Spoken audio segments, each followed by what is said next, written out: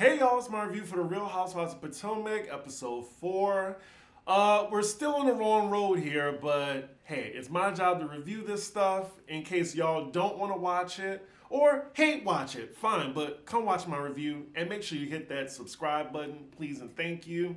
Let's get into it. So we open with Nneka picking up her husband from the airport. We get a background on what he does. She says she's trying to have a baby as well. And so far, I like them as a couple. While they're driving, she gets a call from Karen inviting them to pickleball. This is going to be the first event where all the ladies are going to be there, as well as some of the significant others. We cut to Karen's confessional, and she says there needs to be some healing amongst the group. Candace and Robin, Candace and Giselle, Karen and Robin, and now she says Juan is coming, or Don Juan. Wandering all around, wandering Juan. Oh, Karen, I mean, I love her confessionals. The confessional wigs is another thing. Side note, Nneka's a pretty girl, but these little baby hair curtains on her forehead, it's very distracting. Also, ladies and gay men, who y'all think is finer, Eddie or Nneka's husband? They're kind of what and what for me. They both can get it. So now we get the backstory of the beef between Nneka and Wendy's family. We hear the cousin-in-law, she was friends with Wendy's sister, and I'm guessing this had everything to do with Nneka being on the show. So this is stuff going on that's not on camera. So then Wendy's mom enters the picture, and I'm guessing she called the in-law, like giving her a warning, saying she prays to a shrine, I'm gonna send your name, and then that's where we get the whole voodoo talk. And I'm just like, that sounds a little ignorant to me. I'm not Nigerian, clearly, and I just think they're exploiting a culture when they do stuff like that. Wow, so then we find out that Nneka's husband knows Eddie. They went to college together. Like, this is what I mean, it's so weird, especially on Wendy's part. Like, Wendy, just acknowledge that you know her, or like, y'all husbands know each other, y'all just don't F with them. Ooh, and it looks like Nneka got some receipts. She's saying that as soon as Eddie's mother-in-law called, that's when Eddie unfollowed her husband on Facebook. Now, we know the act of bringing up like following and unfollowing on social media is petty, but it does say something, like when you unfollow somebody. That's just the time we're in right now. Nneka's husband asked her, should he approach Eddie about it at the event? She says, absolutely not. I mean, come on now. I know production gonna push that. So next scene, we're with the Green-Eyed Bandits meeting up for lunch. So they're both catching up. Giselle the cougar notices the waiter. I mean, he's conventionally attractive, he has a nice smile, but he calls her sweetheart. I would never. Y'all know I used to work in hospitality. Well, I still do. But I would never call a guest sweetheart, especially a woman that older than me. They're talking about Karen's pickleball event coming up, and Robin confirms that Juan is coming. I mean, what else is he going to be doing? And I'm pretty sure for Robin's contract this season, Juan has to show up to at least 3 events. Robin is still on her I don't care about anybody's opinion about my situation with my brother husband. And speaking of Juan, Giselle tells her that him and her had some words after their Reasonably Shady show, and he confronted her about, I guess, not believing what he told Robin. She says that he yelled at her. Of course, Robin's protecting him. Allegedly, his hearing is bad from yelling as a coach. What? Wasn't Robin's work background in PR? You can definitely tell. And even if he did yell at Giselle, Robin ain't gonna do nothing. We cut to the confessionals and Giselle is like, Juan was telling her, I didn't sleep with her, Giselle. I didn't sleep with her. And then we cut to Robin's and she says, he did not yell at her. He just said, I didn't stick my thing in the girl. I'm sure this is extreme paraphrasing on Robin's part, and Juan was way more explicit in his delivery. Side note, so the waiter gets back to the table, and of course they ask him his age. Come to find out he's 28. I'm sure that's out of Giselle's age range, but that's kind of in mine. Like, mine is like maybe 26 to 45 or 48. Look, it's getting higher and higher as I get older. So then Robin decides to gossip about the whole Nneka and Wendy feud because she met up with her in the last episode. We do see from production in a flashback that Nneka told her to keep it confidential, but come on now. So the way Robin is framing it, I mean, of course it's biased because they both don't fuck with Wendy. But it's coming off as if Wendy wants to be the only Nigerian in the group. They're talking about Wendy's mom, and here go the whole voodoo hexing thing. Again, not touching that. And Giselle, being an ex-first lady of the church, saying she don't play with all that. Not production with the lightning effects. Oh my God, this show. We're back to a dark season, folks. Buckle up. Next scene, we're with Candace and Mama Dorothy. I actually like Mama Dorothy. I think she's quite funny. Anytime I see Candace's mom, I think of that sedity auntie that comes over for the holidays. We then get a little clip show of Dorothy's greatest hits against Candace. Well, except for the one where she hit her with a pocketbook. We didn't catch that on camera. But Candace assures us that they're in a great place. Candace is talking to her mom about the tour, and like she said in earlier episodes, that she's basically paying to go on tour. So I think she's in the red. I don't even think she's seeing profit, because the profit that she does see, it's offsetting, you know, what she has to pay for dancers, a band. I think that's all coming out of her own pocket. She even says Chris was screaming at her. I mean, basically you're doing an expensive ass hobby. The look on Dorothy's face when she brings up Chris. Okay. Like that little slick smirk she got. And you know it's coming. She's like, so what's Chris working on now? Candace is like, oh, well, he's doing online classes and private chef. Her mom is like, oh, he's making money with that? You just know that Candace's mom is so disappointed in her for marrying that white man. Especially a broke white man. Come on now. And I'll give it to Candace. She's a very pretty girl. She can have anybody she wants. But she wanted him. Go love. Candace also brings up a point when Chris used to travel all the time. She didn't like that. And, you know, now that he stays home, she's the one that's traveling all the time. I hope they work that out because it always seems like they're on the precipice of separation or divorce. The topic then moves to her relationship with Robin, and she says she's going to see her the first time at Karen's event. She says it's going to be awkward. You think? Like, you talked about like a dog on social media and even called for her to be fired. I mean, she's not going to be welcoming you with open arms. Her mom thinks that she should move past it, not harp on it, and life will take care of people, i.e. karma. All right, so next scene is the day of Karen's pickleball event. We see her and Ray dressed alike. She got her minion with her, the white guy. He's been there like, I want to say since season 1. That is dedication. Apparently, that's her friend slash ex-assistant. Or maybe that's her Don Juan, like Candy's Don Juan. I would even say he's her creative director. Giselle's the first one to arrive, and she doesn't look horrible for once. Karen and Giselle are getting along, and Karen loves this. She says she credits it to Giselle having a man. But she brings up the fact that she has never seen this man before, and he don't even live in the phone, like Jamal did. I personally think Giselle isn't going to bring him around to other ladies because she hates, you know, putting herself as the center of attention, you know, for somebody's business to be talked about, even though it should be. So then Mia and G arrive. Karen is still doing the most with Mia. She's like, we'll do the air kisses. That's it. Karen, I beg of you, please switch out that wig immediately. Wendy and Eddie arrive and they're color coordinated. If I was ever in a relationship, I think I will only do that one time. Maybe one time every 5 years. But I think it's the cheesiest thing, just personally. Candace arrived solo, surprisingly, but Chris had to work. The camera catches Giselle and Candace ignoring each other. We cut to Giselle's confessional. She's like, am I speaking to Candace? No, roll the footage. And we see how, you know, Candace laid into Giselle at the reunion. I still think that the dwindling uterus was OD. I really do. But I don't blame them for not speaking to each other. I just think sometimes it hinders the show when castmates hate each other. And I think Potomac has the biggest problem with that. We cut to Candace's confessional, and she said, it's fuck that bitch forever. I mean, see what I mean? Like, she hates her. What's the saying? Wouldn't piss on you if you were on fire, or spit on you if you were on fire? That energy. Messy, messy Karen. She knew what she was doing, so they start to play pickleball a little early before everybody get there, and they divide them into teams. So she puts Candace, Giselle, and Ashley on one side, and then she puts Wendy and Mia together on the other side. So Nneka and her husband arrive before they start playing.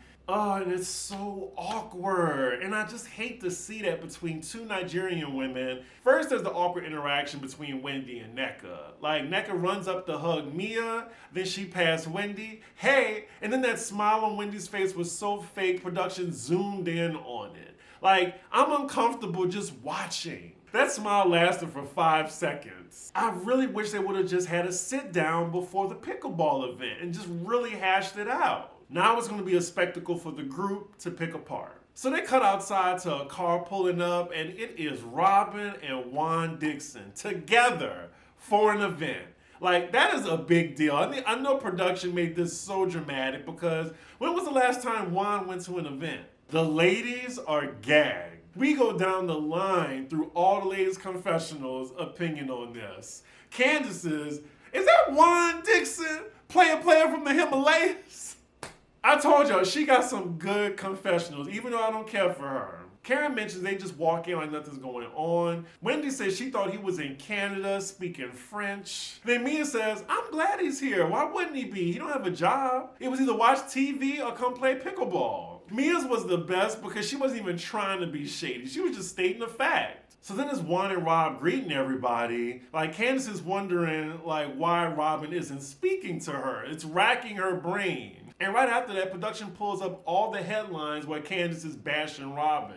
Now, I'm not saying Candace doesn't have a right to be angry, but she doesn't have a right to be confused as why Robin isn't speaking to her. Karen has been shady as fuck this entire episode in her confessional. Now she's going after Robin and what she wore to pickleball. I mean, it is a choice, but it doesn't look bad on her. She then says vagina all on display, put it back, nobody want that. Juan don't want it.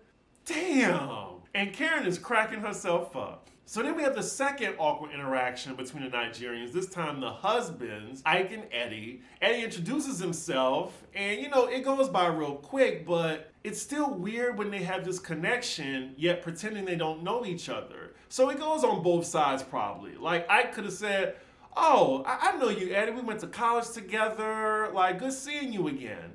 Or Eddie could have been like, oh, good to see you. Like, if you don't remember me, I'm Eddie. Like something like that. But both parties not acknowledging it is just strange to me. Now, I've been in this position before where a friend of a friend would pretend they don't know me or know of me. And I'm like, okay, two can play that game. That's probably if I plan on not seeing this person a lot. Maybe like once in a blue moon or a celebration of a mutual friend. But if I plan on seeing this person a lot, then yeah, I would probably bring it up. All right, so we see the women playing pickleball. The men are too separately. Fast forward. So they're all sitting down eating, and then Wendy's friend arrives. I think her name is Kiarna. She's the friend of that was tussling with Animal the Muppet in the club. So Karen just had to make a speech while everybody's sitting down. She thanks everyone for coming, but then points out that her and Robin aren't in a good place, and she's glad that she came, but Robin's like, why you mention my name? And this is now Juan's cue to get up from the situation. He's going to play some more pickleball. So now it's just the ladies at the table, and Ashley brings up the miscommunication between Nneka and Wendy. So we think that once Ashley cleared it up between the two, saying it was her fault that the message got lost, everything will be good between the two. But no. Nneka says, well, I don't know you to have a problem with you, but you have a problem with me. And then Wendy says, I don't have a problem with you because I don't know you. And now the back and forth begins. So then Nneka puts Wendy on blast and saying her family is just making these phone calls, and then her mom submitted her name to a shrine. It looks like Wendy's acting like she doesn't know what Nneka is talking about, or she's just making this all up.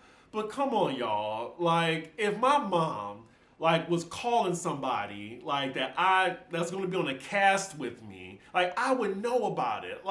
For Wendy not to know anything like what her sister or mom is doing, I just find that hard to believe. But even if they did, it's not Wendy, and she probably could have sorted this out with her one-on-one instead of this, being in front of the group now.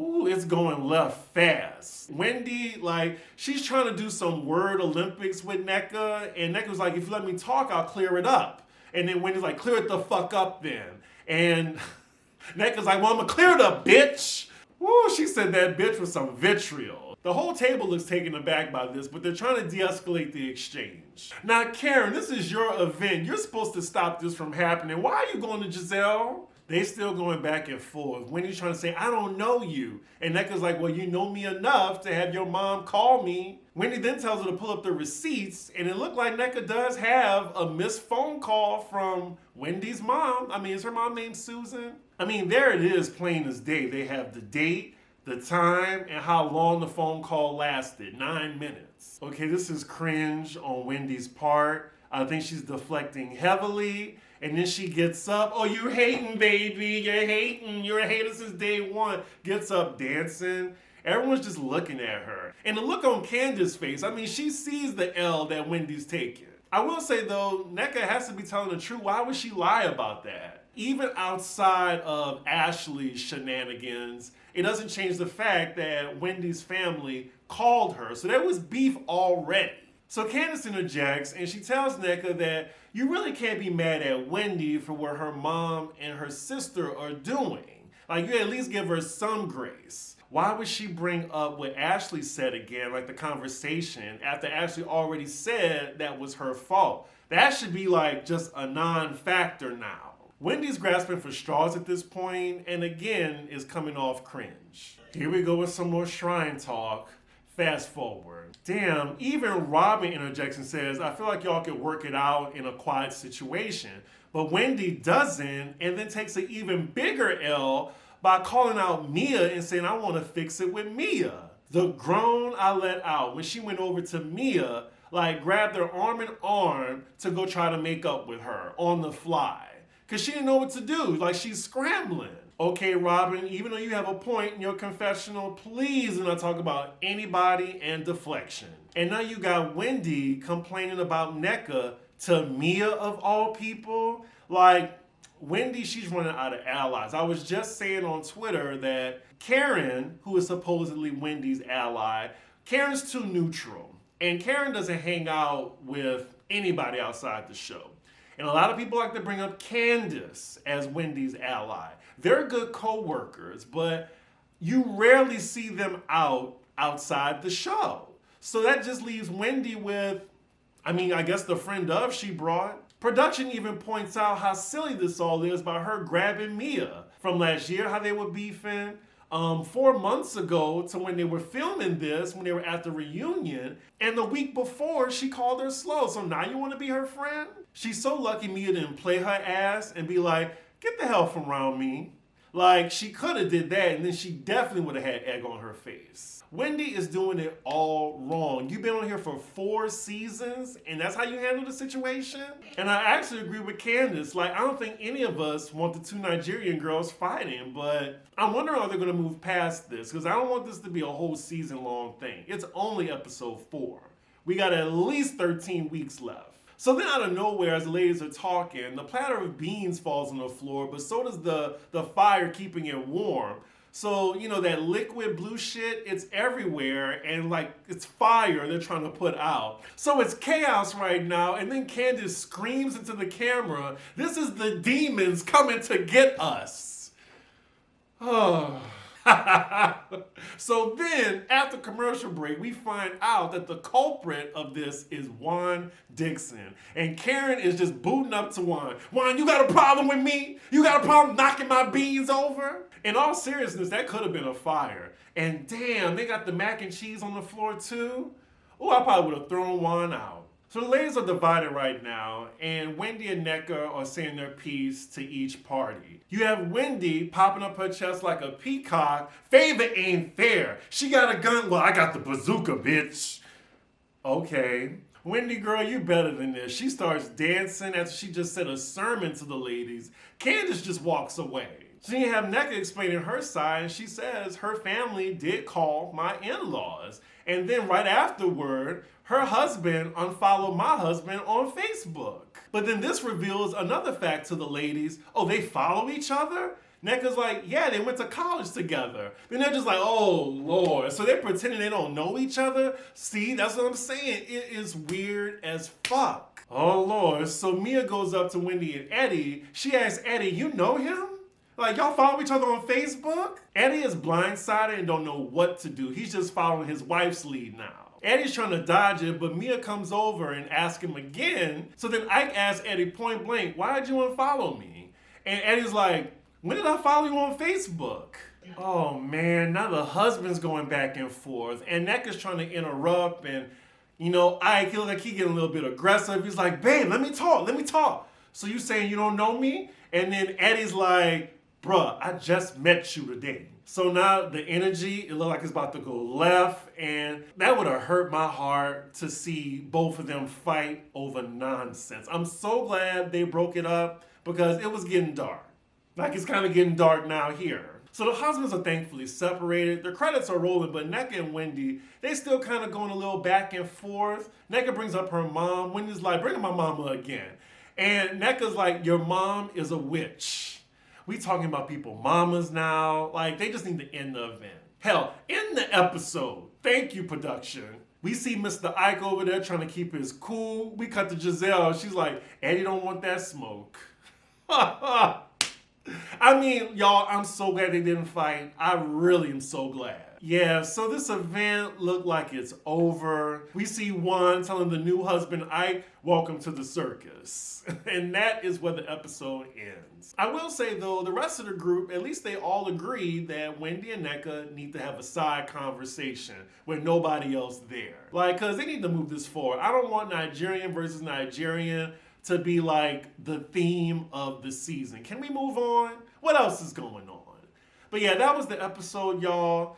Going down a dark path. And look, I understand people's issues with Potomac. Like, it's a laundry list. But the thing is, if y'all want the show to change, y'all have to turn the channel. Like, because the engagement every Sunday, they have like 2 million in the ratings. They ain't going nowhere. Like, things aren't going to change unless y'all stop watching. I mean, y'all can keep watching my review, but if y'all are tired of this mess, then y'all gonna have to stop watching. Now, I'm gonna still watch because I gotta review it. I'm not turning down the YouTube check. And I do think there's specks of entertainment value. But look, I just see the same online discourse, and I'm just like, get off the Potomac train if y'all don't want to watch. With that said, let me know what y'all think of the episode and whose side y'all on between Nneka and Wendy. Make sure you like, comment, and subscribe, and I will see y'all for Married to Medicine. Bye.